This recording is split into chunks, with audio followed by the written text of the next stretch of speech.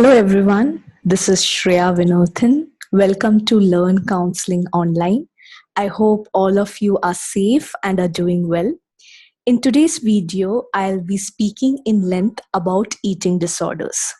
So I have decided to create a separate playlist on my YouTube channel, which will cover all types of mental disorders, so that more and more people will become aware of it, and they can accordingly help those who may be suffering the same thing.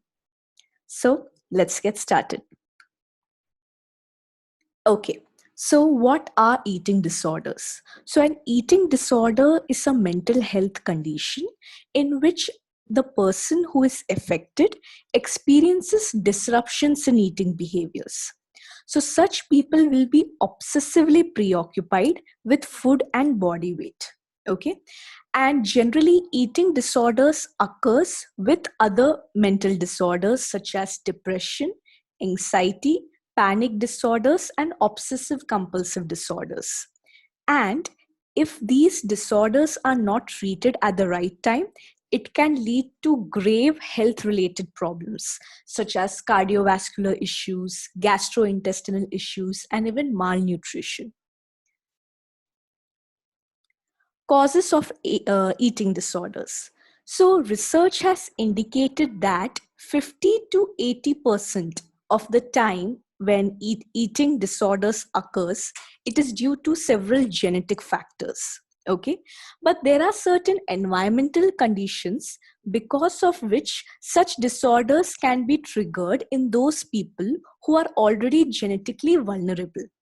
So, some of the environmental conditions include bullying, then puberty is not a environmental condition, but still that is one of the cause.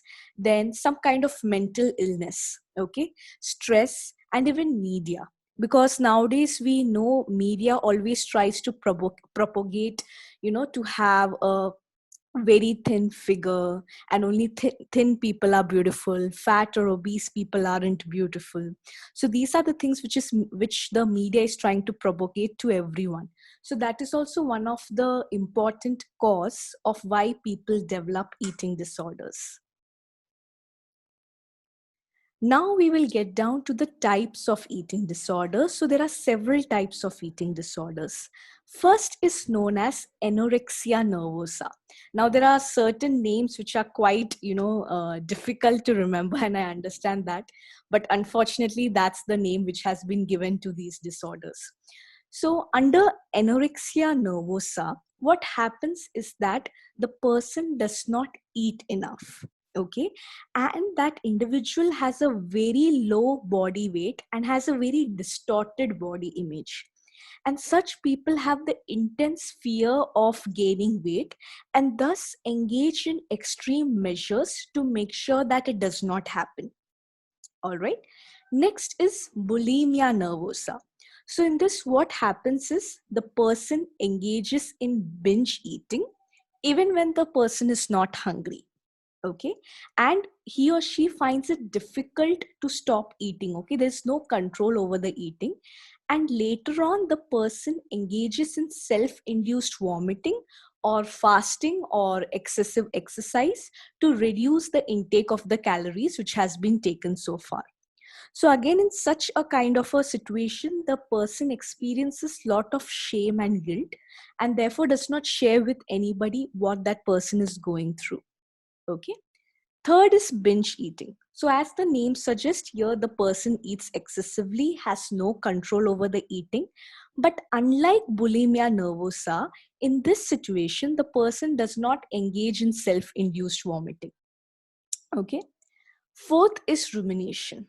So, rumination is a kind of eating disorder in which the person brings back previously swallowed food and either spits it out or re-chews it and again swallows it. All right. So that is a rumination disorder, and such people will always do it whenever they are alone because they definitely have the fear of what others will think about them. Next is avoidant/restrictive food intake disorder. So, in this kind of a situation, what happens is an individual follows a very strict diet. Okay, so they have a very narrow range of foods that they eat, and they will never ever agree to eat any food which doesn't come under their chosen spectrum. So, unlike these other disorders which we have covered so far, people with avoidant food intake disorder do not have the fear of gaining body weight. Okay. Next, we come down to orthorexia nervosa. So, in this kind of a disorder, an individual has an unhealthy obsession with eating healthy food. So, that's what orthorexia nervosa is all about. Next is night eating syndrome. So, as the name suggests, the individual experiences repeated episodes of eating food at night.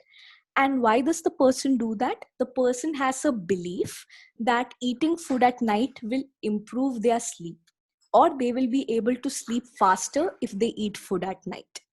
All right. And last is pica.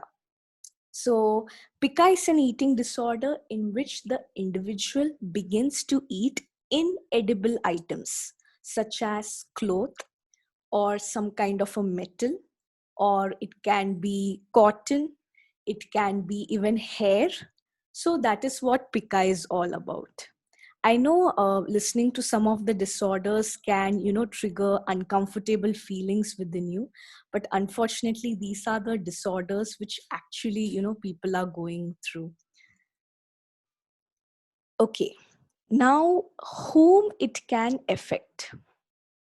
So there is a common misconception that only teenage girls experience eating disorders, but this is not true.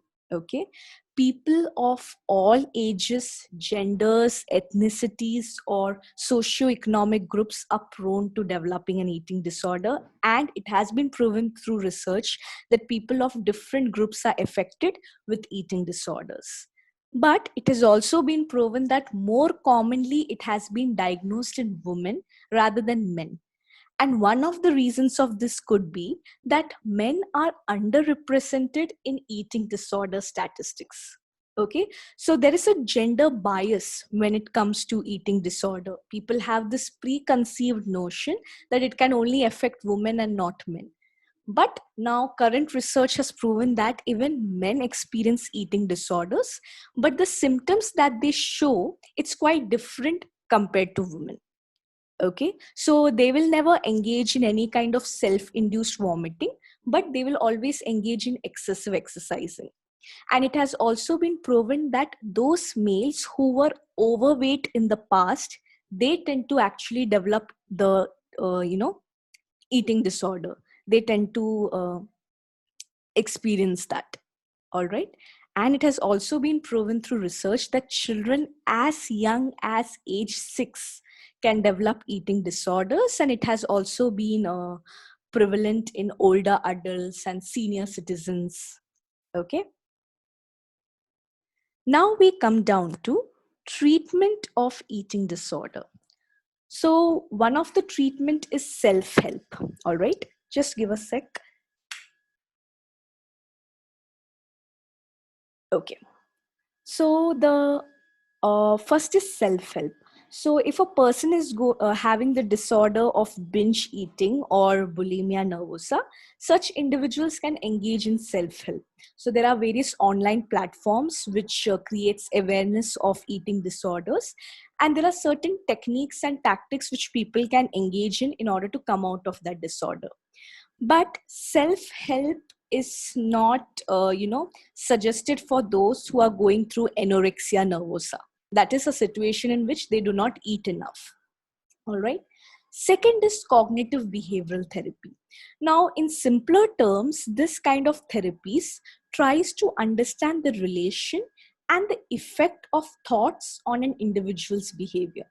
So, in such therapy, people with eating disorders are generally taught to recognize their dysfunctional thoughts. Now, what are dysfunctional thoughts?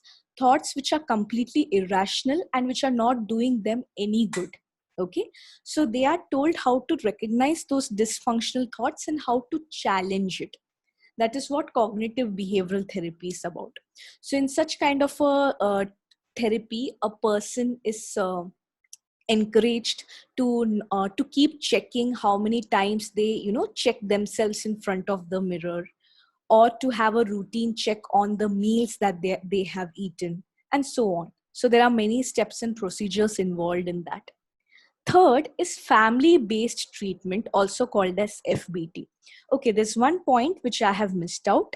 Cognitive behavioral therapy is used on adults who have eating disorders, whereas family based treatment, which is FBT, is used for children and young teens.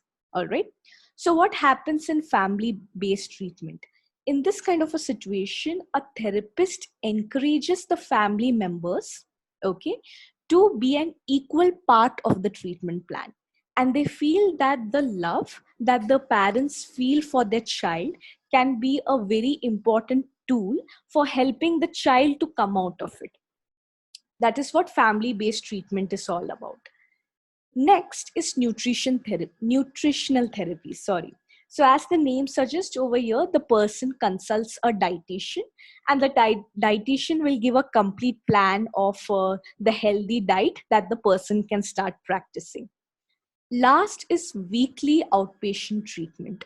So, in this kind of a treatment, a group of professionals are involved, namely medical doctors, nutritionists, and therapists. So, they come together to treat the person who is suffering from an eating disorder. Prevention is better than cure. Now, I have made this particular slide especially to, to acquaint you all with certain steps and techniques which you can use and which you can also make your loved ones aware of, so that you all can, prevent yourself from getting into the trap of such eating disorders. All right. The first pointer is practicing body gratitude. Now, our body does so much for us. It is fighting each and every second to keep us alive and healthy, isn't it? But unfortunately, we are too stuck in the superficial aspects of the body, as in how does it look, whether our skin is perfect, what is the color of our skin, and so on.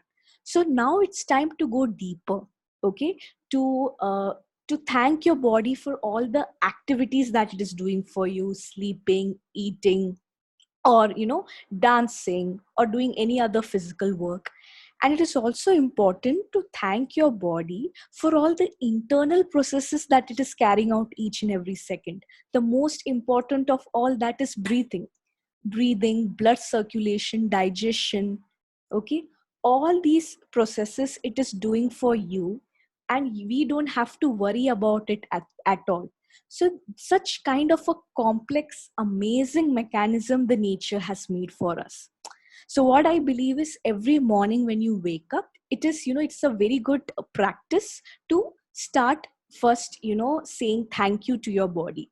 And you can do it every morning when you wake up and every night before you go to sleep. Maybe in the first few days you won't feel any difference, but slowly and gradually you will start feeling that gratitude and compassion developing within you. Because I am practicing this on a day to day basis, and I have seen a lot of difference in my mood and in my feelings. All right. Second is meditation. Now, meditation is a practice through which a person can create distance between himself and his or her thoughts and emotions. So, the main reason why such kind of disorders manifest in people is because either we are too much identified with our thoughts, or we are too much identified with our bodies. So, meditation helps us to create distance between you and your mind and your body. And slowly you can, as you are meditating, that is as you are focusing on your breath, you can tell yourself that I am not my mind, I am not my body. These two are the mechanisms that the nature has given to me to lead a good optimum life, and I will manage it very well. Okay, so engage into what I can suggest you is keep doing this daily. You can start meditating by, you can start by doing just 5 minutes a day. And and you will see the results for yourself. Okay. So that's what meditation is about. So you basically need to just focus on your breath, let all your thoughts and emotions wash over you, and see it with an observer's perspective. It does not come easily, it takes time, but slowly and gradually you will get there. Next, thanking five elements. So, we are actually dependent on five elements for our existence. We like to say that we are completely independent by nature, but actually, we are not. We are dependent on a lot of things. First is Mother Earth. Earth is carrying you each and every second, right? Second is water. Third is fire. If there is no fire, can you even imagine one day eating just raw food without cooking it? Okay. Fourth is space. We all need space. And fifth and most important element is the sun. If the solar energy is not there, we are not there. So what I suggest is, as you wake up every morning and as you engage in body gratitude, you can even start thanking these five elements. Or whenever you are going through any kind of stress or tension, you can just close your eyes and, feel your feet on the ground, okay, and feel your breath, and thank all these five elements, which is constantly supporting you second by second. All right. So that is another practice. So all these practice basically helps us to be more rooted in the present moment, so that we don't get swayed with the thoughts and ideologies which the society is constantly trying to push on us. All right. Fourth is yoga. Yoga gives you psychological balance. It gives balance to your body chemistry. I mean, we all know what all benefits yoga has for us, so practicing yoga will be an excellent thing. Next, I am alive. So, what I suggest you all to do is every hour, okay, just give yourself 1 2 seconds and just tell yourself that I am alive. I am breathing. I am alive. We all know that we are on this planet only for a temporary period of time. So, reminding yourself this main important factor that I am alive, I am breathing, can, open the door for big realizations, and it will really start making you feel happy and great within yourself. So that is I am alive. And last is gratitude towards food. So whenever you're about to eat your food, you know it will be great if you can just thank all the people that are involved, who because of whom the food is in front of you. So starting from the farmers, then the person who has cooked that food for you, and also the main important thing, which is the soil, because all food comes from the soil, right? So all this kind of practices can actually help all of us to avoid getting into the trap of such disorders, because as they always say, prevention is better than cure. So these are some preventive steps which all of us can practice, and I have been practicing few of them, and I can tell you with full confidence that it really really helps. Okay. So yeah, so with this, we are done with this week's video. Thank you so much for watching and listening to my video. And I hope I have been able to explain all the pointers in a nice way and you were able to grasp all of it. I hope that if you have not been aware of eating disorders so far, now by listening to my video, you got a clearer picture. Okay. And it will be great if you can spread the awareness of the same to your loved ones, so that more and more people can benefit out of it. All right. So yes, so with this we are done. I'll be back with a new video next week. Till then, goodbye and have a nice day.